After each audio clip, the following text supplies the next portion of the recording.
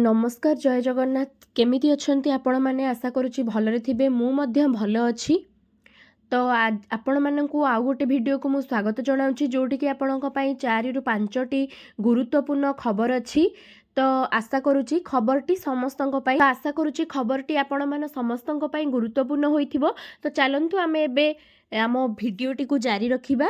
तो आसंतु आमे एबे प्रथम खबरटी को जिबा जोटा कि अछि विधानसभा रे उपस्थापन हैला अतिरिक्त बजेट 12,156 कोटी टंकार अतिरिक्त बजेट उपस्थापन कले मुख्यमंत्री मोहन चरण माझी।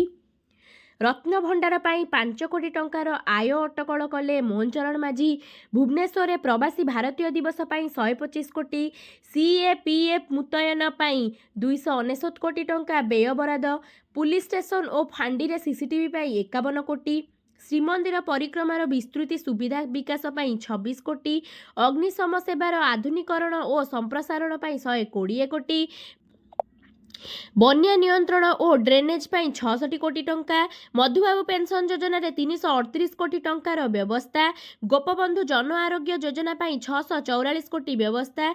सुभद्रा योजना पाई 1196 कोटी टंकार व्यवस्था करा जायछि। तेबे आसंतु आमे परवर्ती खबरटी को जिबा जोटा कि अछि अष्टम वेतन को नहीं गोटे बड़ खबर। केंद्रीय कर्मचारी माने नुआ वर्ष रे एक बड़ खुशी खबर पाई पारंती। एही भल खबर अष्टम वेतन आयोग को नहीं होई पारे। सरकार बड़ घोषणा करिवे बोली बेस चर्चा हेउची। एक घोषणा विषय आलोचना हेउची जहाँ खूब शीघ्र लागू होई पारे। कुआ जाउची जे घोषणा परे केंद्रीय कर्मचारी सर्वनिम्न दरमा 186% वृद्धि हेबार संभावना रही। तेबे ए पर्यंत ए संपर्क में कौनसी सरकारी घोषणा करा जाय नहीं। कुआ जाउची जे सरकार आगामी यूनियन बजेट रे यह घोषणा करि पारंती। दरमा केते वृद्धि पाई परिबो। गणमाध्यमर रिपोर्ट अनुसार नुआ वेतन आयोग अधीन वेतन को 2.86 गुण वृद्धि करने को सरकार को सुपारिश करा जिवो। नेशनल काउंसिल ऑफ मिलित परामर्शदाता जंत्र बा जहाँ को एनसीजेसीएम द्वारा प्रस्तावित 2.86 फिटमेंट फैक्टर उपरे यह वृद्धि हेबो। सप्तम वेतन आयोग अधीन रे केंद्र सरकार 2.57 एक फिटमेंट फैक्टर व्यवहार करथिले जेउथिरे सर्वनिम्न मजूरी 7,000 रु 18,000 टंका को वृद्धि पाइला।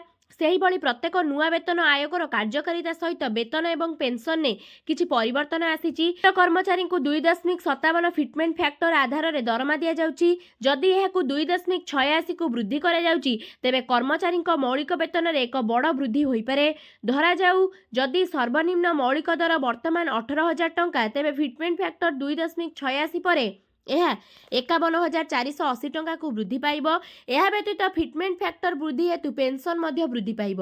तेबे चलित वर्ष दीपावली रे केंद्र सरकार कोटी कोटी कर्मचारी को एक बड़ उपहार देइथिले। सरकार डीए को 3% वृद्धि करिसेन। ताहा परे महंगा भत्ता 50% रु 53% को वृद्धि पाइछि। डीए वृद्धि व्यतीत जुलाई अगस्त एवं सेप्टेम्बर मास पई बकेया अर्थ देबाकू मध्य घोषणा करा जाइथिला। तेबे आसंतु आमे परवर्ती खबरटी को जिबा जोटा कि पैन कार्ड को नहीं बहुत बड़ा अपडेट आसी जोटा कि आसंतु आमे माने देखिबा। मोदी सरकार परमानेंट अकाउंट नंबर नुआ वर्सन 2.0 को मंजूरी देबा परे एबे देशर 78 कोटी लोकों को निज पैन कार्ड बदलैबाकू हेबो। एमिति करिबार कारण टैक्स पेयर को पई सुविधा करिबा। केंद्र मंत्री अश्विनी वैष्णव कहिसंती कि पैन कार्ड रो नुआ वर्सन नुआ फीचर संबलित हेबो सिना नंबर समान रहिबो। एही कार्ड रे एक क्यूआर कोड दिया जिवो जेउथिरे आपणक समस्त सूचना रहिबो। एहार व्यवहार रे टैक्स भरिबाकू कंपनी रो रजिस्ट्रेशन करिबा बा खालिबा परी काम सहज हेबो। तेबे एही नुआ पैन कार्ड रे कोन रहिछि नुआ फीचर पैन कार्ड टेक्निक को संपूर्ण अपडेट करा जिवो जेमिति तार व्यवहार सहज हेबो। सब प्रकार व्यवसाय रो चिन्हट और पंजीकरण को सहज करबाकू विशेष फीचर रहिबो। पैन सह जड़ित सेवा पाई एक इंटीग्रेटेड प्लेटफॉर्म तैयारी करा जिवो जहाँ यूजर को काम को आहुरी सहज और उत्तम करिवो। यूजर को डाटा सुरक्षित रखिबा पाई नुआ कार्ड रे सिक्योरिटी फीचर मध्य लगा जिवो जेमिति ठकामी परी घटना को एड़ा जाई पारिबो। तेबे एही नुआ पैन कार्ड केउठी करिबाकू हेबो।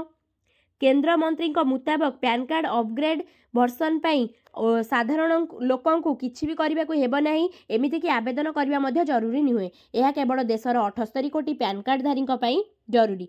सेमानंकु विभाग तरफरु नुआ कार्ड पठा जिवो। एथिपई आपनकु किछि करबा को पड़िबो नाही। विभाग पक्षरु आपनक निकटरे बिना मूल्य रे कार्ड पहुंचिबो। तेनु आपनकु व्यस्त हेबार किछि नाही।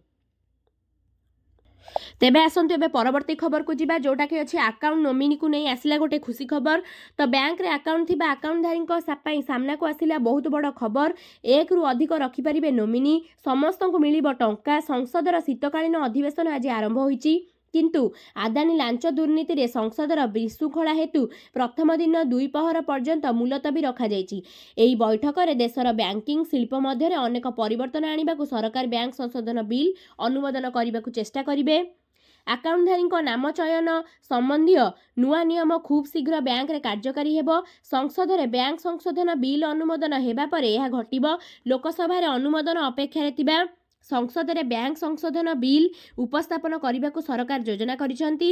अगस्त 2024 रे बैंक बिल धारक मानकु एक खुशी खबर आनी केंद्र कैबिनेट द्वारा अनुमोदन करा जायथिला। निश्चित भाव में नोमिनी को प्राथमिकता देबे एवं क्रमागत भाव में निष्पत्ति नेबे किंबा प्रत्येक नामांकन पई बैंक नियमावली अनुଯାयी अंश निर्णय करिवे। जदि अकाउंटधारी माने जड़े नोमिनी मनोनीत करने को पसंद करती तेबे सेमाने प्रथम द्वितीय तृतीय एवं चतुर्थ नोमिनी नाम उपर निष्पत्ति नेबे।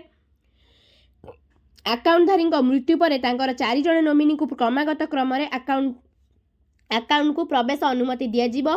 प्रथम द्वितीय किंबा तृतीय प्रार्थी फॉलो करिबा परे परवर्ती जीवंत नोमिनी खाता पाइबा को हकदार हेबे। 4 नोमिनी शेयर मध्य अकाउंट परिमाण को भाग करी प्रत्येक नोमिनी को एक निर्दिष्ट अंश दिया। प्राथमिकता आवश्यक हेबो नाही, कारण प्रत्येक नोमिनी सुध समेत अकाउंट बैलेंस रो समान अंश पाई परिबे। तो तेबे आसुन आमे परवर्ती खबर बा शेष खबरटी को जिबा जोटा कि अछि मालामाल हेबे इन्फोसिस कर्मचारी। तो देशर द्वितीय बड़ आईटी सेवा कंपनी इन्फोसिस चलित आर्थिक वर्ष 2024-25 त्रैमासिक पाई निज योग्य कर्मचारी मानकर भल प्रदर्शन जोगु 90% बोनस प्रदान करिवो बोली घोषणा करा जायछि। इटी मुताबक बोनस लाभ डेलीवरी एवं सेल्स यूनिट्स रे मीडियम एवं जूनियर लेबर रो कर्मचारी को दिया जिवो। एही संख्या बेंगलुरु मुख्यालय सॉफ्टवेयर कंपनी रो 3.15 लाख रु अधिक कर्मचारी एक बड़ अंश अटे। कंपनी रो कर्मचारी मानक पठा जायतिबा ईमेल रे कहा जायछि जे सेमाने नवेम्बर मासर दरमा पई कर्मचारी मानक प्रदर्शन एवं सेमानक योगदान आधार रे समस्त पेमेंट भिन्न भिन्न रहिछि।